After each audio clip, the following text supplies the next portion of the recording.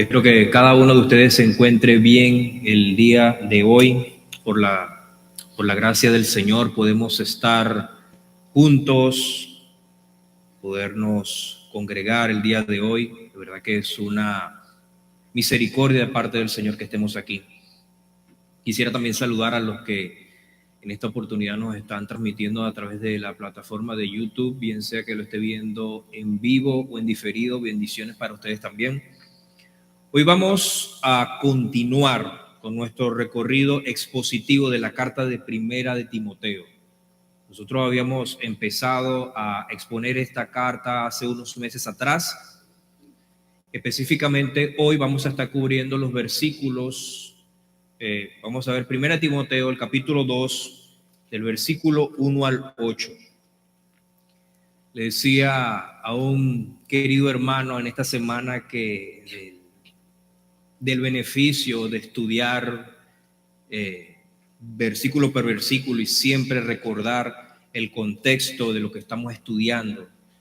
Hay versículos que uno los ve de manera aislada, que pareciera que no tuvieran relación alguna con el argumento del autor, pero cuando uno mira el contexto y lo estudia, todo cobra luz y adquiere un mayor sentido. Y entonces eso también nos evita a caer en malas interpretaciones. Es un beneficio maravilloso, y cuando tenga la oportunidad usted en su casa, cuando esté haciendo su devocional, yo les insto, hermanos, que no tomen versículos a la ligera, que coja un versículo al dedo, sino que simplemente vea el contexto de todo, o sea, lo que viene antes y lo que viene después del versículo. Créanme que el beneficio será mejor y va a encontrar joyas allí. Dicho esto, vamos a leer 1 Timoteo capítulo 2, los versículos del 1 al 8. Dice así la palabra de Dios: exhorto ante todo a que se hagan rogativas, oraciones, peticiones y acciones de gracias por todos los hombres, por los reyes y por todos los que están en eminencia, para que vivamos quieta y reposadamente en toda piedad y honestidad, porque esto es bueno y agradable delante de Dios nuestro Salvador, el cual quiere que todos los hombres sean salvos y vengan al conocimiento de la verdad, porque hay un solo Dios y un solo mediador entre Dios y los hombres, Jesucristo hombre, el cual se dio a sí mismo, lo cual se dio testimonio a su debido tiempo. Para esto yo fui constituido predicador y apóstol, digo la verdad en Cristo, no miento, y maestro de los gentiles en fe y verdad. Quiero pues que los hombres oren en todo lugar, levantando manos santas, sin ira ni contienda. Señor, gracias. Gracias te damos en esta preciosa tarde que permite, Señor, que podamos estar aquí reunidos una vez más para adorarte, Señor, como pueblo, como congregación, y exaltar tu nombre. Señor, te pido por este tiempo de exposición de tu palabra que seas tú hablando, Señor, a tu pueblo, a tu iglesia. Quita toda distracción. Mira, Señor, más allá de mis limitaciones. No soy merecedor, Señor, de estar aquí, pero te pido, Señor, que me uses y que puedas tú salir glorificado, Señor, y tu pueblo sea edificado. Gracias, Señor, en nombre de Jesús. Amén. El sermón de hoy lo he titulado La oración intercesora como valor primordial de la iglesia. Y hoy vamos a ver algunos aspectos en la medida que vayamos desarrollando el punto, y vamos a ver algunos aspectos. Vamos a ver la prioridad y el enfoque de la oración intercesora en el versículo 1, el alcance de la oración intercesora, versículos 1 y 2, la razón y el propósito de la oración intercesora, versos del 2 al 4, y vamos a ver también la garantía de la oración, de los versos del verso del 5 al 7. Quiero hacer un resumen, abuelo de pájaro, de lo que Pablo habló previamente en el capítulo 1 para entrar en el contexto de lo que veremos hoy. Si se recuerda, Pablo en el capítulo 1 le hace un encargo serio a Timoteo. Este encargo requería que Timoteo tenía que poner las cosas en orden en la iglesia de Éfeso y esto comenzaba con mandar a falsos maestros a que dejaran de enseñar. Había líderes dentro de la iglesia de Éfeso que estaban enseñando falsa doctrina y a raíz de esto muchos se estaban desviando y rechazaron la fe. Pablo le comisiona eso a Timoteo, le anima a que pelee la buena batalla en defensa de la sana doctrina, guardando la fe y buena conciencia, y que también estuviera atento porque ciertamente había peligro de naufragar en la fe. El énfasis de esta carta es un encargo serio para que Timoteo conduzca, valga la redundancia, como debe conducirse en la iglesia, que eso lo vamos a ver más adelante en el capítulo 3, a partir del verso 14, donde Pablo dice: esto te escribo, Timoteo, para que si tardo sepas cómo debes conducirte. No es una opción, es un mandato en la casa de Dios. Este es el encargo general de la carta. Y la razón de esto es porque, lo dice en el versículo, la iglesia es columna y sostén de la verdad.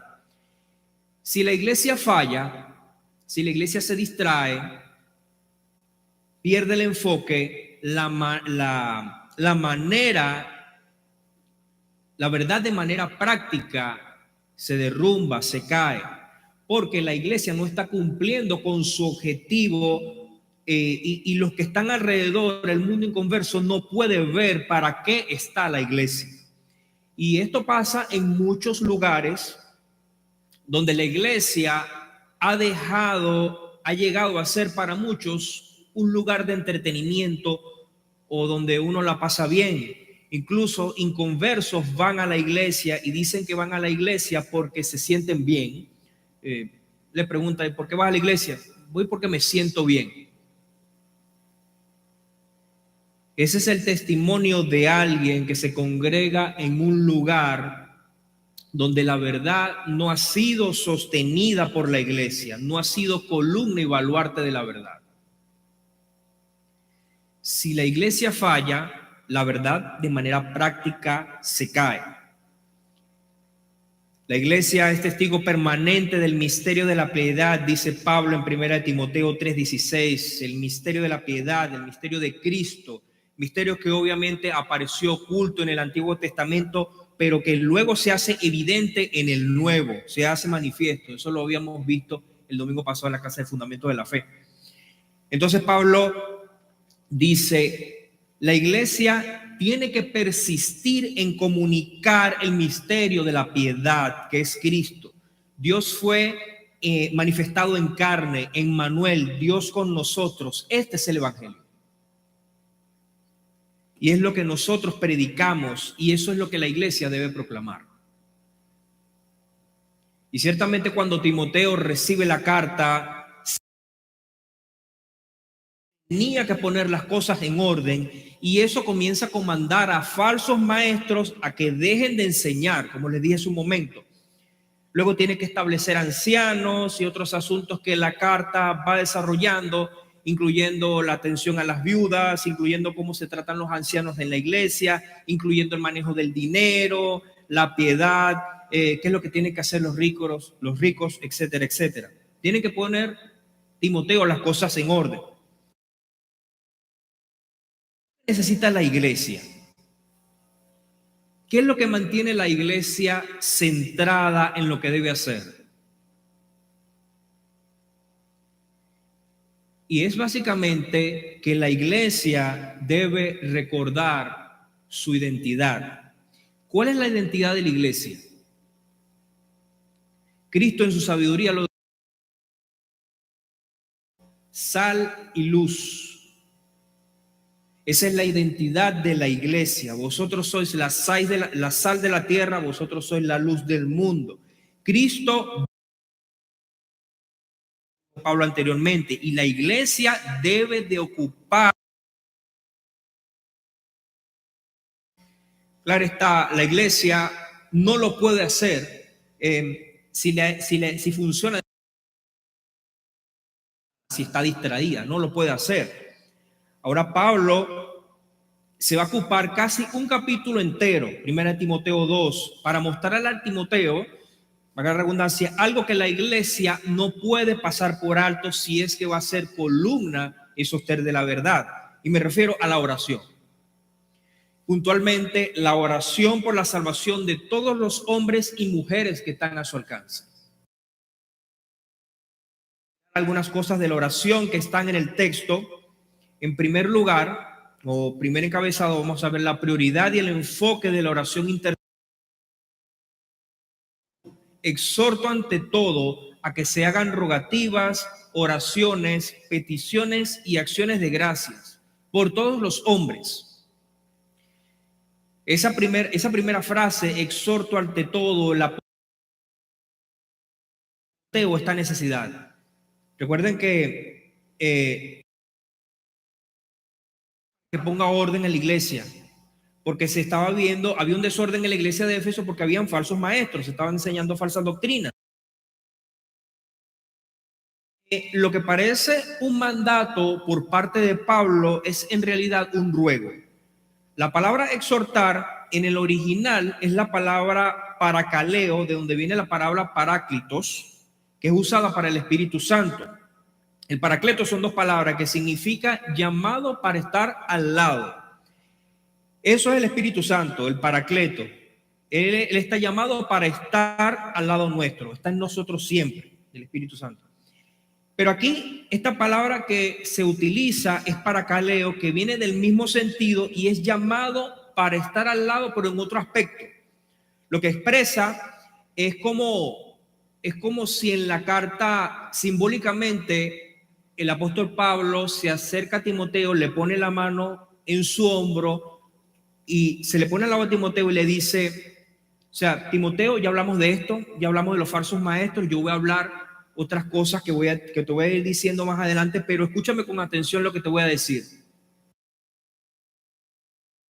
Luego, esto es una prioridad. La iglesia no puede pasar por alto esto.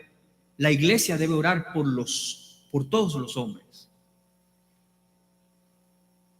La iglesia debe orar por todos los hombres. Ahora, ¿por qué aquí Pablo, inspirado por el Espíritu Santo, utiliza la palabra te ruego? Bueno, porque pueda obligarnos a orar, sino solamente Dios. Ciertamente la Biblia nos dice que debemos orar sin cesar, pero ni ustedes ni yo vamos a orar por los inconversos simplemente porque se nos mande. Eso debe surgir de la compasión. Esta expresión te exhorto ante todo también tiene que ver con importancia. O sea, no es que Pablo dice, bueno, primero oramos y después establecemos ancianos. No. Más importante y no un simple orden de hacer las cosas. Por ejemplo, templo. Sí. Nosotros queremos un templo bonito, que esté bien arreglado. Sí. Esta es la primera. Esto es lo más.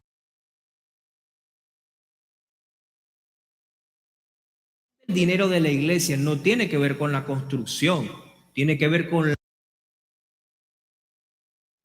Y si nos sobra, ok, construimos. Eso es lo que tenemos que hacer.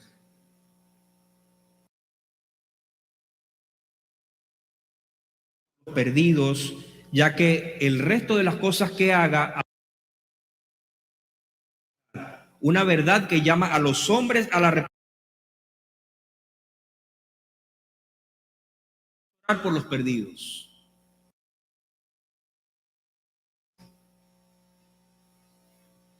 Luego de esta frase, te exhorto ante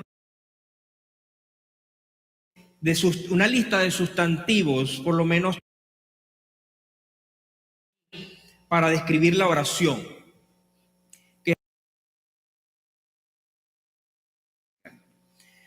Y cuando al parecer parecen repeticiones, pero no lo son. Cada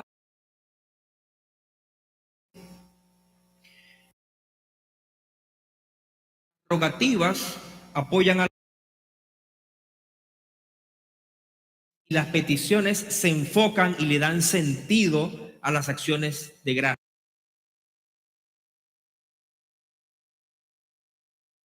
De manera, el concepto que Pablo quiere. Entonces aquí Pablo nos dice primeramente que se hagan rogativas. Ahora, no solo se aplica a Dios, sino a Dios, rogar. La raíz original significa carecer de algo, que le falta algo. El rogar da a entender la necesidad de dar a conocer una carencia. Esta palabra rogar, carecer de algo, es la que aparece, es la misma que aparece en Hebreos 5:7, que dice: súplicas con gran clamor y lágrimas al que le podía causa de su temor reverente. El estaba completo en ese momento. Pasa de mí esta copa, pero que no se cumpla mi voluntad, lo que yo quiero, sino lo que tú quieres. De manera que conversos por la salvación, sentido de carencia, y lamentablemente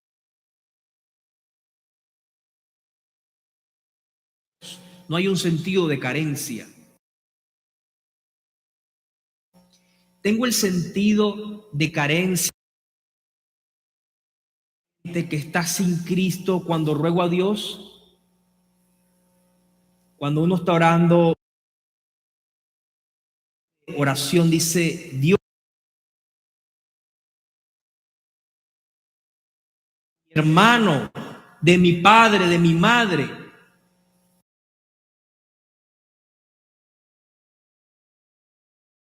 te pido por mi vecino, por mi compañero de trabajo, por mi jefe. Y Pablo dice que esto es esencial para la oración de la iglesia. El valor de la obra de Cristo, ya Pablo lo dijo, Cristo vino al mundo para salvar a los pecadores, pero tenemos que rogar por ellos. Realmente se están yendo al infierno. Sus vidas penden de la gracia de Dios. Es como lo dijo una vez Jonathan sobre el mismísimo infierno. O sea, por los perdidos. También nos dice allí que nosotros,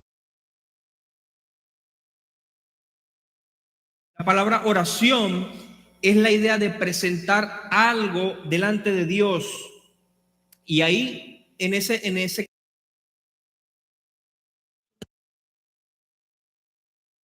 cuando pensamos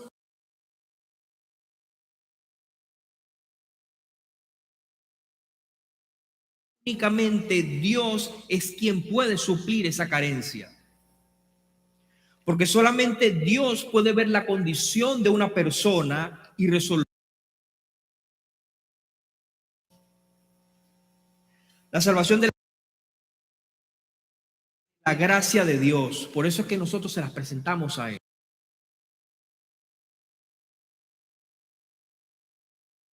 Peticiones. El verbo peticionar significa acercarse a una persona familiarmente, en confianza. Peticiones no es más que acercamiento en oración y familiar,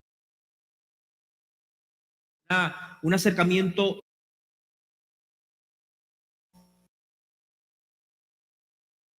al lugar santísimo por la sangre de Cristo.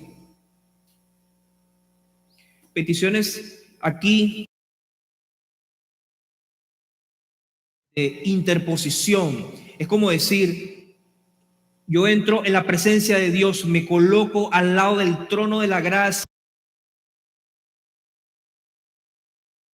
de Él para que Él extienda su mano de mi salvación, de mi hijo, de mi pariente.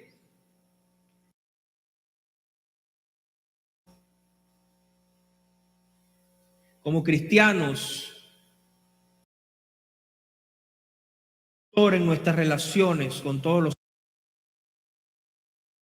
que es lo que vamos a ver ahora. Luego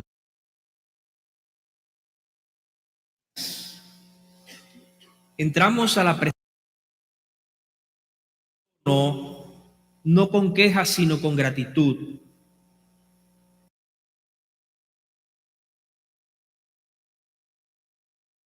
Lo ofrece a todos los hombres.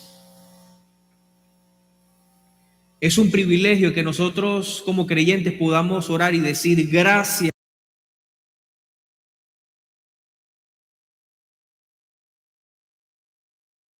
Ese lugar. Una de las características de los que rechazan a Dios es 21, dice, ni le dieron gracias y se envanecieron en sus razonamientos. ¿Por quién? Pablo dice a Timoteo que la iglesia debe hacerlo,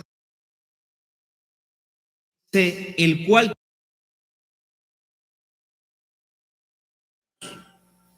a nosotros no nos toca, a nosotros no nos corresponde saber esto divino. Ciertamente no lo sabemos.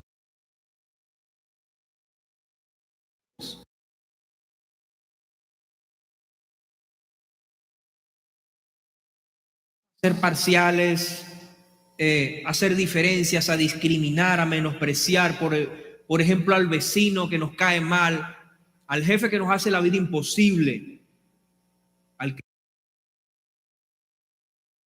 tendemos a ser parciales. Naturalmente,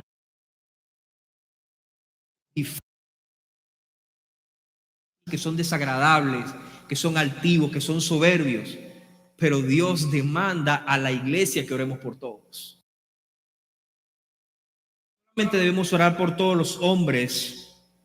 Continuando con el desarrollo del texto, en la lista también añade otro tipo de personas que están en, básicamente el apóstol Pablo los separa en dos grupos.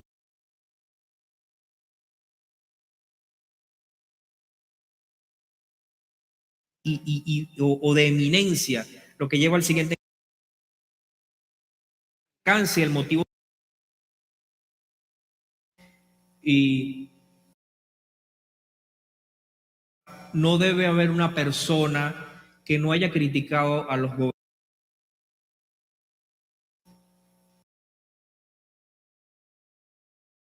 Yo no soy adivino, pero me imagino que todos los que estamos aquí hemos usado más tiempo para orar por nuestros gobernantes.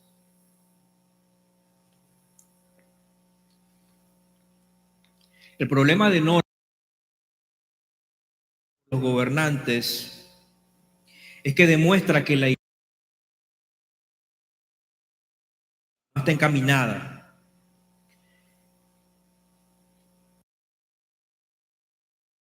Está allí en el texto. Dice que se hagan rogativas, oraciones y peticiones y acciones de gracias por en eminencia. Y sabemos la importancia que reviste la oración para la iglesia. Es fundamental. El alcance se debe relacionar con, se debe efecto que se percibe, efecto que el texto señala.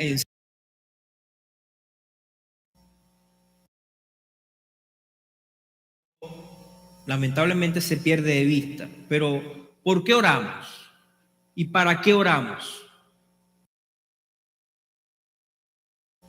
Pablo dice que se debe, y el error de que criticamos más, añadiéndole a eso. El contexto aquí nos dice que debemos, a Romanos 13:1. ¿Qué es lo que dice Romanos 13:1? Dice, sométase toda persona a las autoridades superiores y las que hay, es como si quisiera.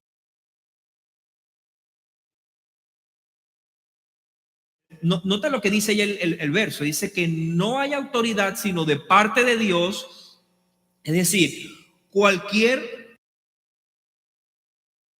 va,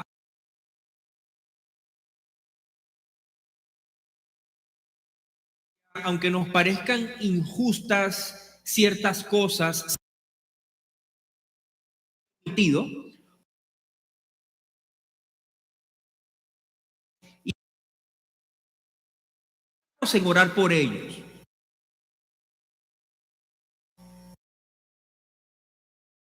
esta nación, por Joe Biden. Nosotros tenemos que orar por Kamala Harris, la vicepresidenta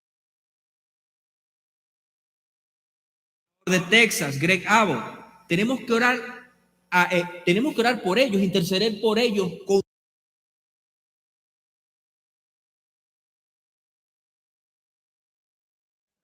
y por los que están en eminencia.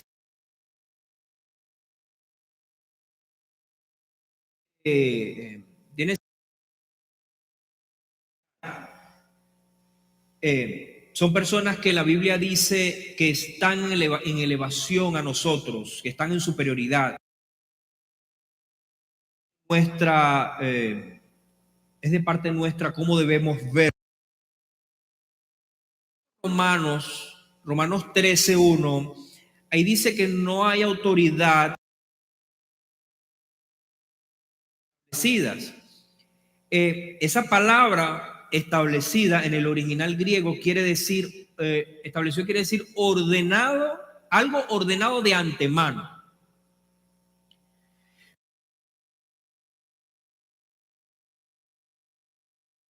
Tan ordenado.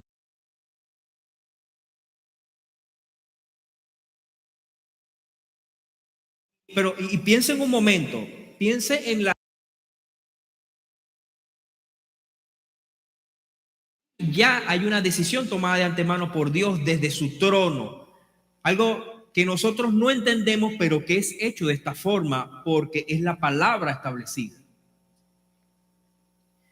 Y es muy probable que no estemos de acuerdo con la ideología y el enfoque político. Eso puede obstaculizar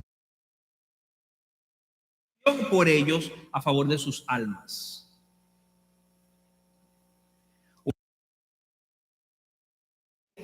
Oramos por ellos porque sabemos que hay uno mucho más arriba que ellos. Por eso oramos. Para mejorar la forma económica, para no estamos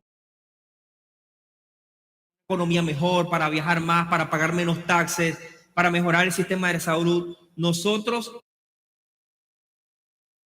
no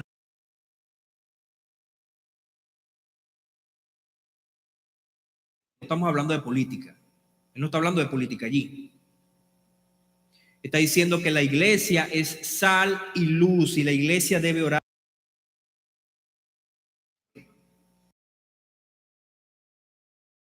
Y aquí está el efecto. Quieta y reposadamente con toda piedad y honestidad. Ese es el para qué de la oración. Los gobernantes tienen un propósito muy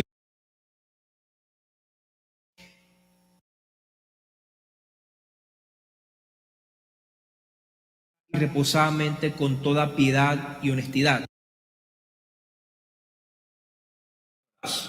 Hay dos grupos de pares de palabras. Dice quieta y reposadamente, primer par, con piedad y honestidad, segundo par. Y ambos pares de palabras tienen un lado interno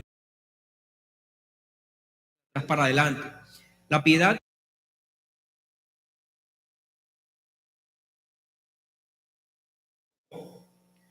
los cristianos, nosotros debemos vivir en piedad y honestidad. La piedad y emerge de una. La base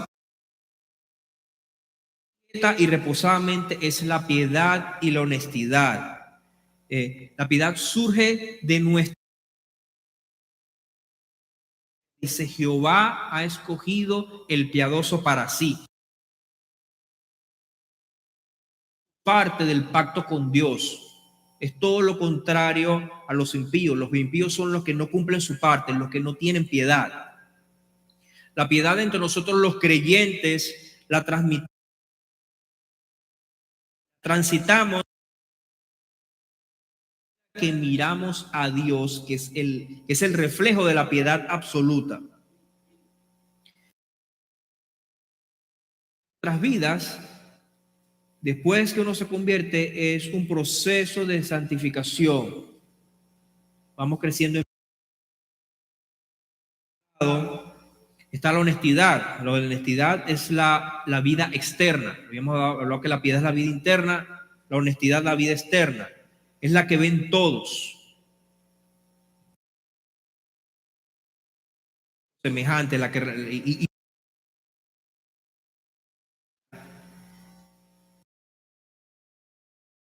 eh, básicamente tiene que ver con las para escoger un anciano, porque elegir un anciano. O sea, una cualidad, la honestidad es algo que tiene que ser observado. Es lo que dice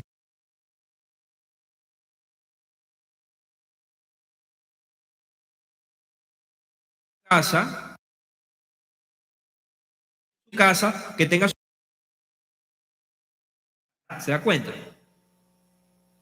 O sea, tiene que ser observable la honestidad.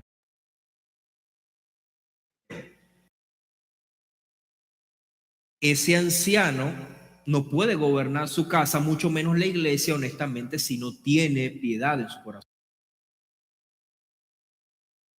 7 dice, como ejemplo de buena seriedad, bien, es integridad.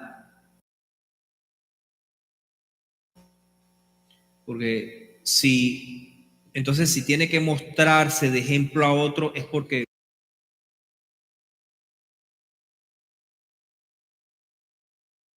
de la oración por los perdidos y su efecto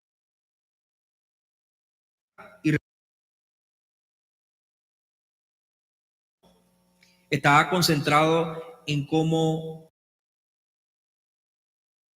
ora por los gobernantes. Razón perdidos y su garantía. Dice el versículo 3, porque esto es bueno y agradable delante de Dios.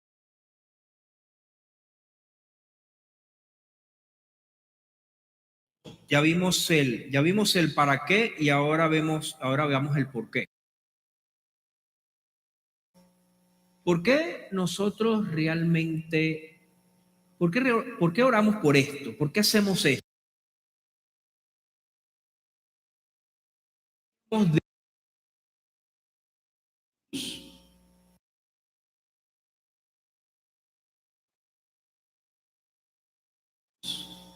¿Por qué orar por gobernantes que apoyan una agenda LGBT? Orar por quienes promulgan leyes impías como el aborto, la libertad,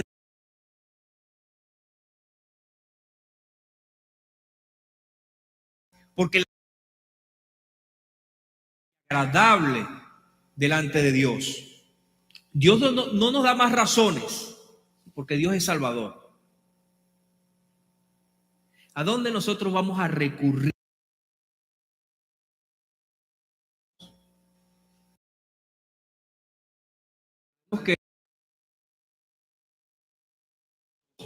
Pero Dios no es así, Dios es Salvador, es su naturaleza. El deseo de Dios y la acción de la iglesia por los circunversos.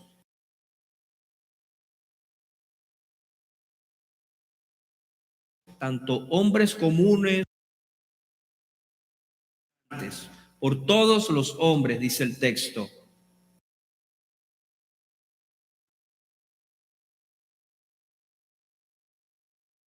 salvos y vengan algunos hombres.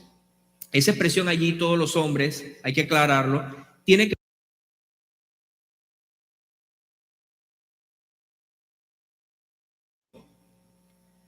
porque si el deseo de Dios realmente es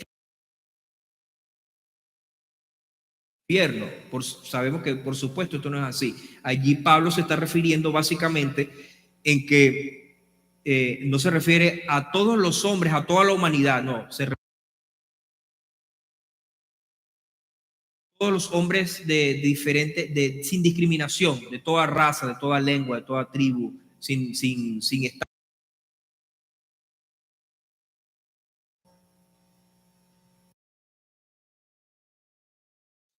de la verdad. Versículo.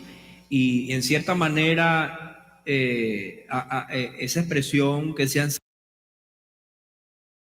dado un poco de confusión. Están los salvos y están unos son nosotros no tengo mucho tiempo para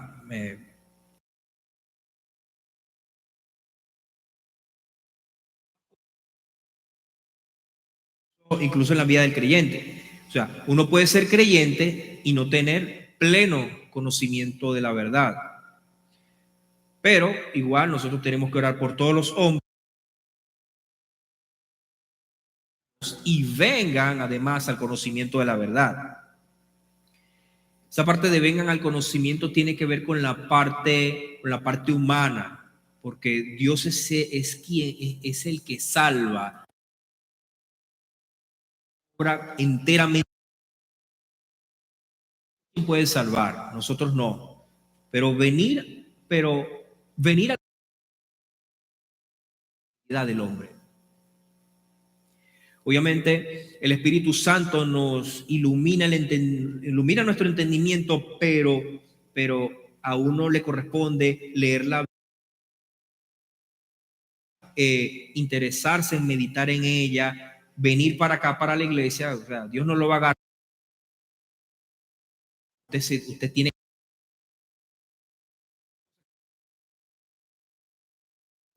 Esta es la razón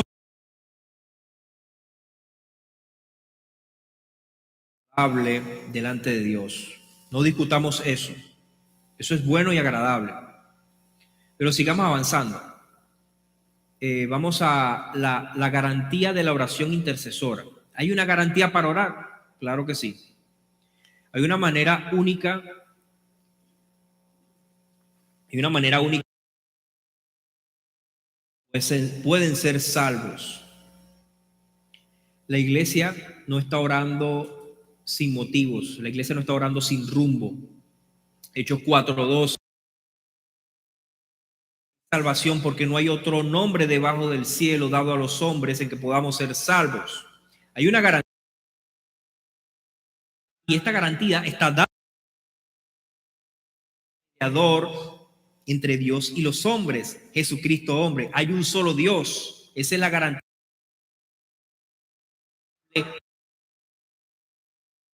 Versos. O sea, nosotros no tenemos que recurrir a otra cosa, que tenemos que ir a, como los hindúes, a orar a varios dioses, No, Dios. Solo hay un Dios que, y las personas entrar en una relación.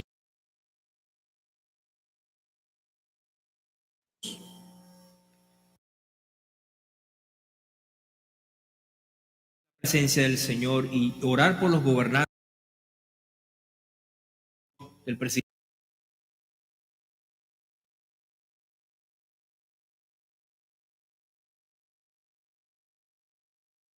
Oh Dios, yo no estoy errando. El único Dios. Cuando le dijo que en tu simiente serán benditas todas las familias de la tierra, y esa simiente es Jesucristo, el Salvador. Pablo está recordando aquí que hay un solo Dios y un solo mediador entre Dios y los hombres. Él es el mediador, Jesús es el mediador. Y observen qué precioso esto, ¿no? Aparece esta palabra en el Antiguo Testamento, palabra de esperanza, confiando en ese mediador. Job capítulo 9, verso 32 y 33.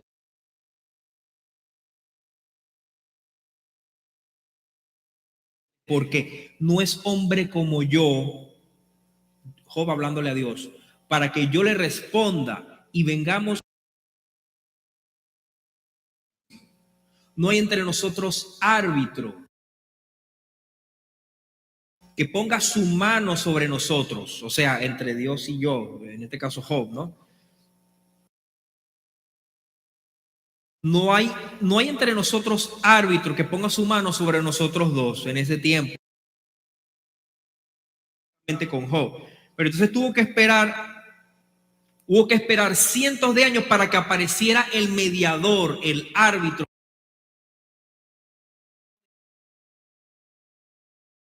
salvo. O sea, esto es precioso. Jesús es el mediador.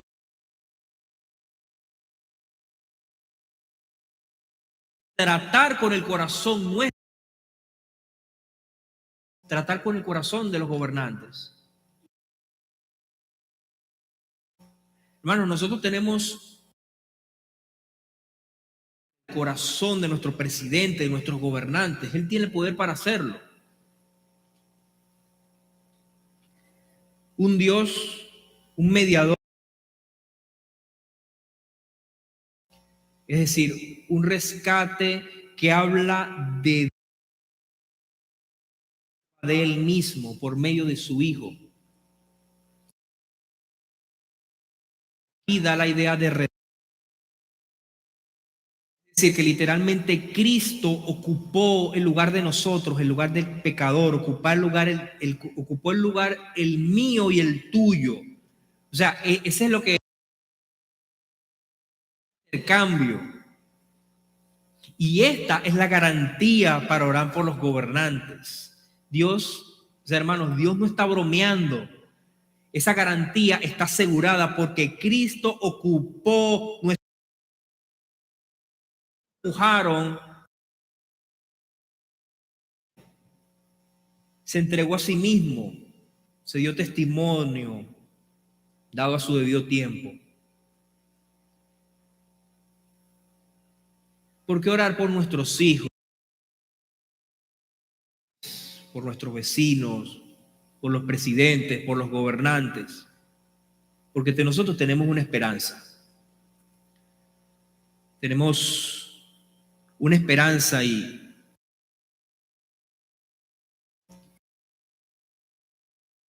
la gracia, intercedamos por los gobernantes, no para que la economía esté mejor, para que sean salvos, porque de esta forma, si ellos son salvos, eso va a favorecer que nosotros podamos seguir predicando el evangelio y que más personas sean salvas. Como iglesia, nosotros estamos como sal y luz en esta tierra para que la gente sea salva, no para vivir mejor. Aunque Dios nos da todas las cosas en abundancia para que las disfrutemos, aunque no las tengamos.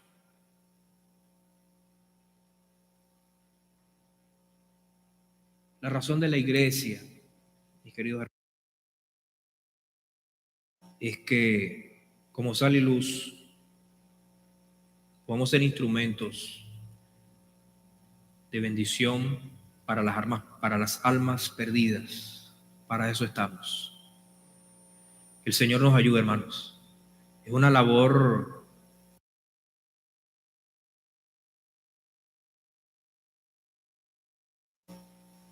hay presiones en las esferas laborales, con jefes. No les cuesta orar por ellos, pero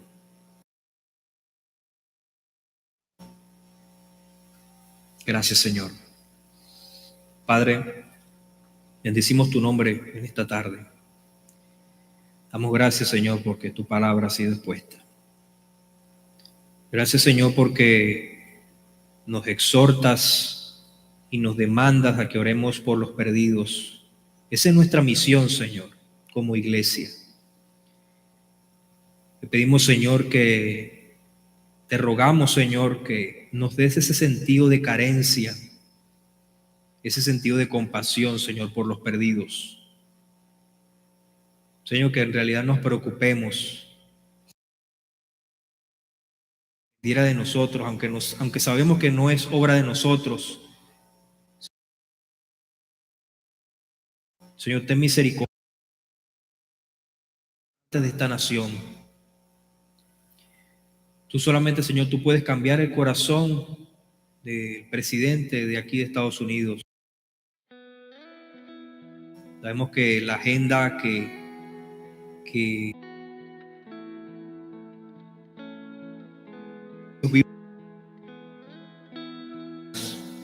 de familia. Pero, Señor, nosotros venimos por el gobernador de aquí de Texas también, Señor,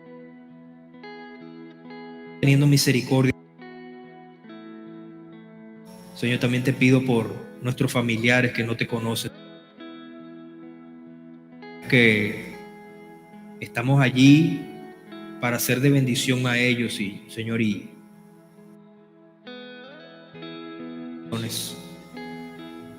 clamo por nuestros parientes, por nuestros vecinos, por nuestro entorno inmediato, Señor, los que no te conocen, y salvación a ellos, Señor.